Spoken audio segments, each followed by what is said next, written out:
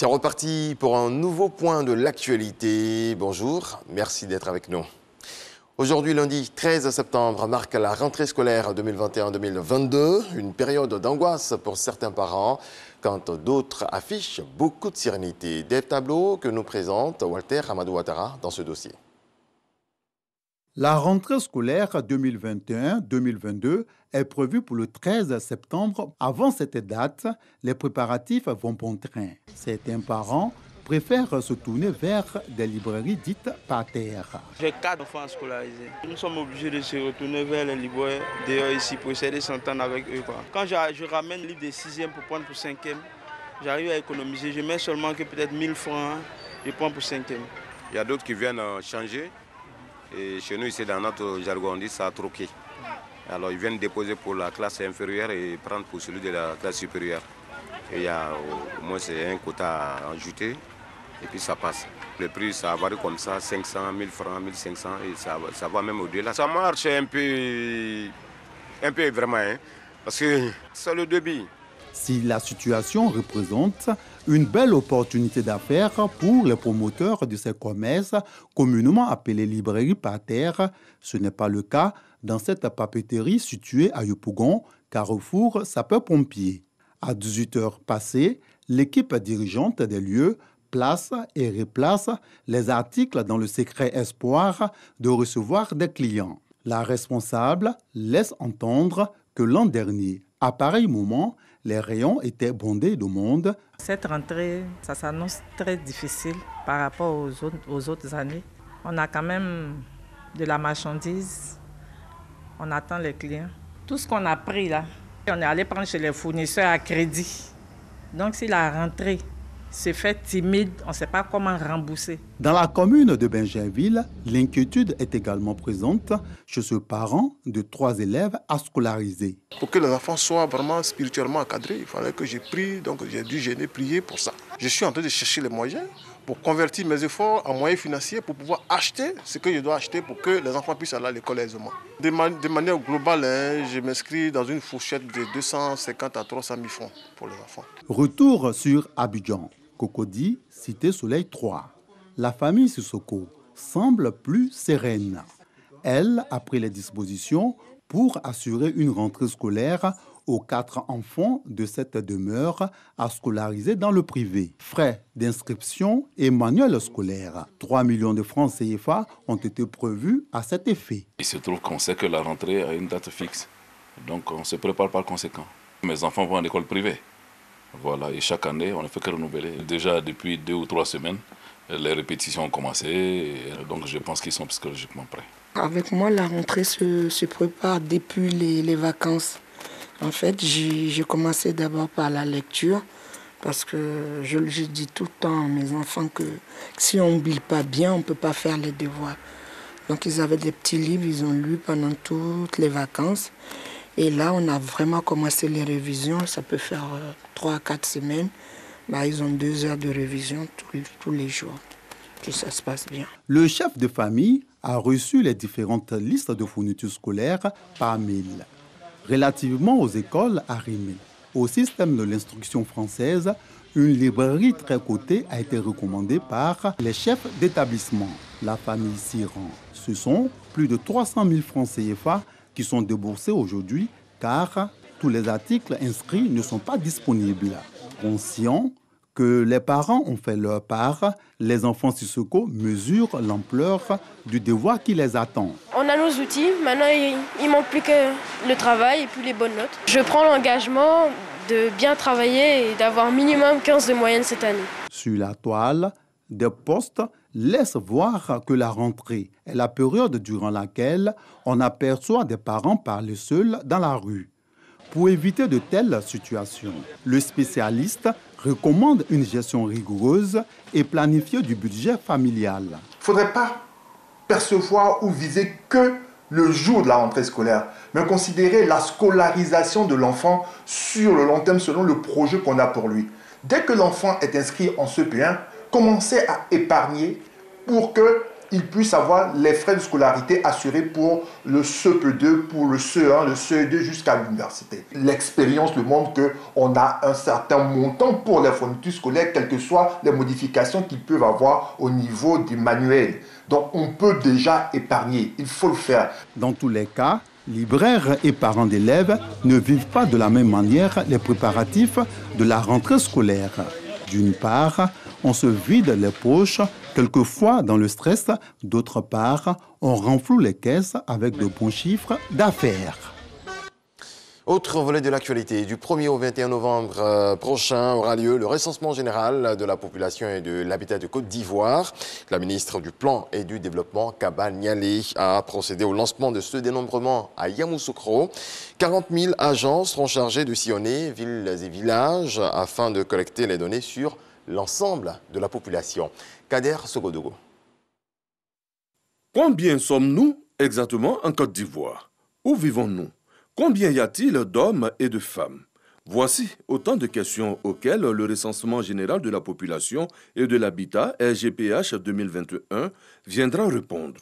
Il est prévu du 1er au 21 novembre 2021. L'annonce a été faite par la ministre du Plan et du Développement, Nialé Kaba, à l'ensemble du corps préfectoral ivoirien, réuni au pied de la basilique à Yamoussoukro. Les préfets ont reçu, pour la circonstance, leur feuille de route pour la réussite de l'opération. L'objectif, c'était ensemble les mettre en mission pour cette opération importante. Ensemble, leur demander leur appui, leur collaboration, leur encadrement de nos agents qui vont être sur le terrain pour que de maintenant jusqu'au dénombrement, l'opération se passe dans les meilleures conditions.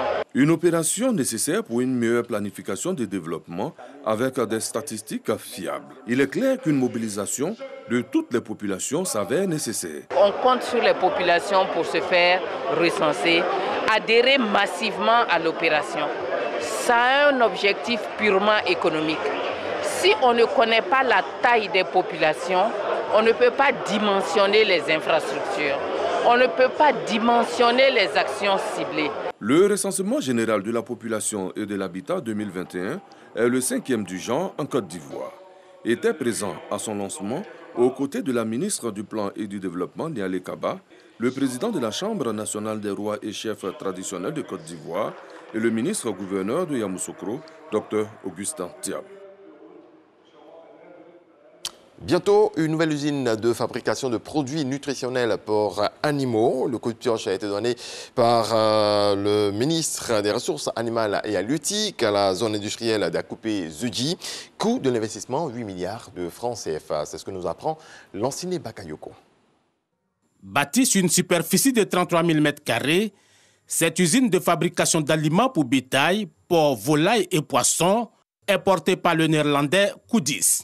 Avec un potentiel annuel de 120 000 tonnes, ce site industriel majeur permettra de mieux répondre à la demande croissante de produits de nutrition animale en Côte d'Ivoire et dans la sous-région.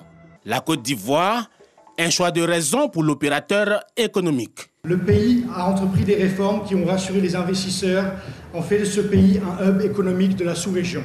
Les besoins alimentaires restent énormes au regard de l'évolution de la population ivoirienne, des potentialités de l'espace économique de la CEDEAO et de l'UEMOA. Ces deux zones représentent une population d'environ 330 millions d'habitants. Fortement mobilisés à cette étape de démarrage des travaux, les éleveurs locaux espèrent avoir à disposition des produits de qualité et surtout à moindre coût. Pour le ministre Sidi Tchomoko Touré, les 8 milliards qui vont être investis viennent donner un coup d'accélérateur à la stratégie nationale en matière de production animale et halieutique. Stratégie nationale qui prévoit une augmentation substantielle des tonnages. Je voudrais vous accompagner dans ce processus qui est de faire du secteur des ressources animales halieutiques un secteur compétitif, une source de création de richesses et d'emplois décents et stables pour une alimentation saine, nutritive et suffisante, respectueuse de l'environnement, couvrant les besoins alimentaires et nutritionnels nationaux et tournée surtout vers la conquête de marchés régionaux. Rendez-vous est pris pour août 2022 où l'entreprise espère mettre sur le marché les premières cuvettes de protéines pour animaux d'élevage. Clap de fin pour la 13e édition du FEMUA, Festival des musiques urbaines d'Anoumabo. Les artistes se sont succédés sur la scène de l'INJS à Marcory dans la nuit de samedi à dimanche, au grand bonheur du public. Isayo nous en parle avec Serge Pacom Didi. De grands artistes de renom venus de divers horizons bouclent le concert du Festival des musiques urbaines d'Anoumabo à l'INJS, Institut national de la jeunesse et des sports.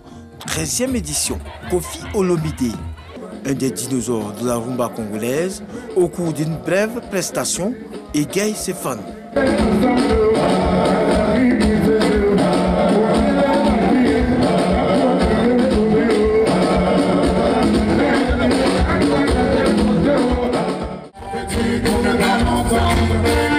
Kajim, avec des titres très connus de son riche répertoire, fait danser et chanter le public sur de notes musicales de reggae et raga.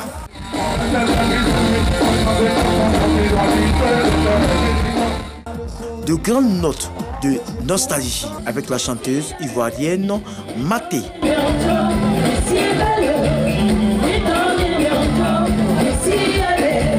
L'artiste replonge les festivaliers dans de nombreux souvenirs avec plusieurs de ses chansons à succès.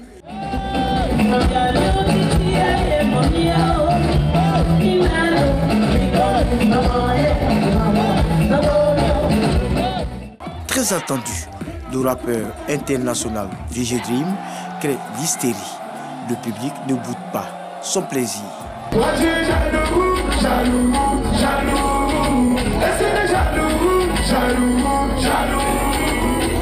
Le FEMUA 13 referme ses portes ce soir à Grand Bassam avec la prestation de nombreux artistes.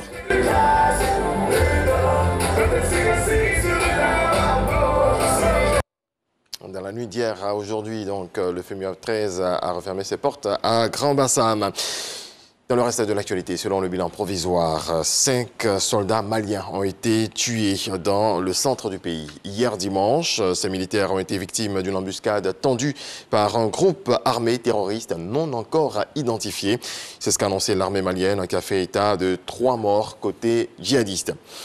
Et puis Pyongyang a annoncé ce lundi avoir effectué avec succès des tirs d'essai d'un nouveau missile de croisière longue portée durant le week-end. S'ils sont confirmés, ils représenteraient une avancée technologique pour le régime nord-coréen. Point final, excellente journée, paix dans vos foyers.